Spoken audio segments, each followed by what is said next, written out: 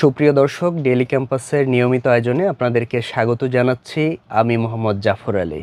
আজ ডেইলি ক্যাম্পাসে একটি সংবাদ প্রকাশিত হয়েছে, যেটির শিরোনাম এরকম: দুই মার্কেট থেকে বছরে 18 কোটি টাকা আয়ের সুযোগ হারাচ্ছে ঢাকা বিশ্ববিদ্যালয়। আজকের এই আয়োজনে আমি এই বিষয়টি নিয়ে আলোচনা করব।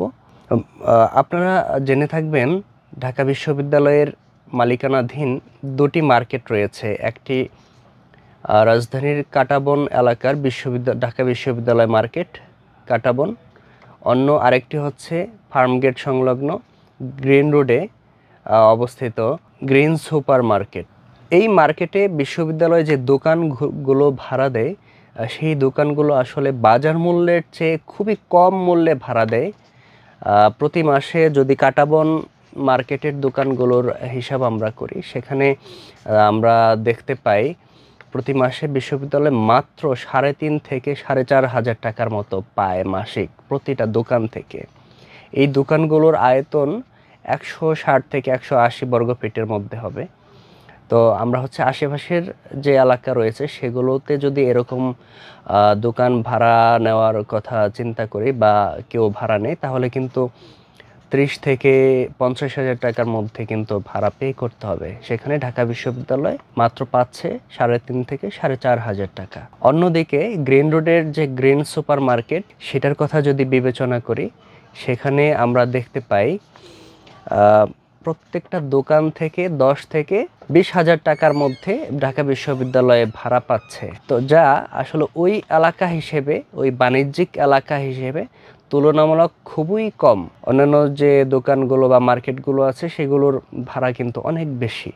তো ঢাকা বিশ্ববিদ্যালয় এত কম পাচ্ছে, কিন্তু একটা সিন্ডিকেট আছে যেটা আসলে বাজার মূল্যেই ভাড়াটা পাচ্ছে। তারা আসলে কারা, সেটা আসলে অনুসন্ধান আমরা করার চেষ্টা করেছি। ঢাকা বিশ্ববিদ্যালয় থেকে ভাড়া নিয়েছে একটা সিন্ডিকেট, যারা মূলত প্রভাবশালী টাইপের লোক হবে।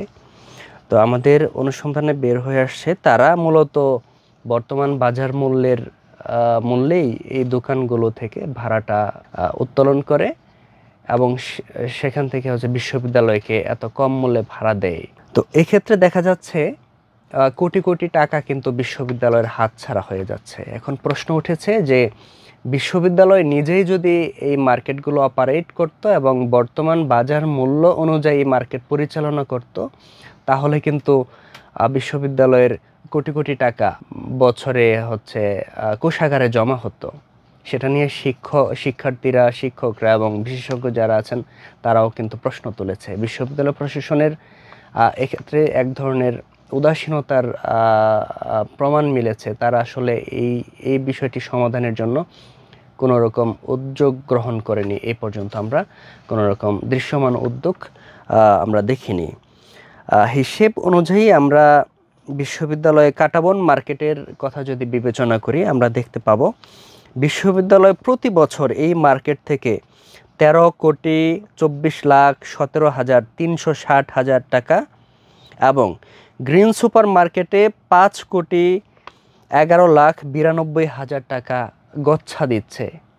মানে বিশ্ববিদ্যালয় এই টাকাগুলো হারাচ্ছে। অর্থাৎ এই দুই মার্কেটে বছরে মোট 18,36,09,360 টাকা আয় থেকে বিশ্ববিদ্যালয় বঞ্চিত হচ্ছে। এ বিষয়ে আমরা মার্কেটগুলোর দোকানদার, মালিক, ব্যবসায়ী সবার সাথে কথা বলার চেষ্টা করেছি। কৌশলী কিছু তথ্য পেয়েছি। সেগুলোর মধ্যে একটা তথ্য হচ্ছে, এই যে সিন্ডিকেটের কথা আমরা বলছিলাম, এই সিন্ডিকেটটা এই মার্কেটগুলোর মালিক সমিতি এবং ব্যবসায়ী সমিতিতে যারা আছেন তারাই। তো তাদের মধ্যে অনেকেই প্রভাবশালী আছেন। তারা একাধিক দোকান পরিচালনা করেন। এই দোকানগুলো বিশ্ববিদ্যালয় থেকে কম মূল্যে ভাড়া নিয়েছেন এবং বেশি মূল্যে ভাড়া দিয়ে তারা অনেক টাকা হাতিয়ে নিচ্ছেন। তাদের এই যে বেশি মূল্যে ভাড়া দেওয়া বা বাজার মূল্যে ভাড়া দেওয়া, এটা কিন্তু বিশ্ববিদ্যালয়ের যে নীতিমালা রয়েছে, দোকান বরাদ্দ নীতিমালা রয়েছে, সেই নীতিমালা অনুযায়ী কিন্তু গর্হিত কাজ। এটা নীতিমালা বহির্ভূত একটা কাজ। নীতিমালায় একদম স্পষ্টভাবে বলা আছে যে আমরা বিশ্ববিদ্যালয় থেকে যাদের কাছে দোকানগুলো ভাড়া দেব, তারা কখনোই থার্ড পার্টি বা অন্য কোনো পক্ষের কাছে এগুলো ভাড়া দিতে পারবে না। সেই হিসেবে তারা কিন্তু নীতি বহির্ভূত এই কাজটা করে যাচ্ছেন। এক্ষেত্রে বিশ্ববিদ্যালয় প্রশাসন কিন্তু নিশ্চুপ রয়েছেন, তারাও কিন্তু খুব একটা ব্যবস্থা নিচ্ছেন না।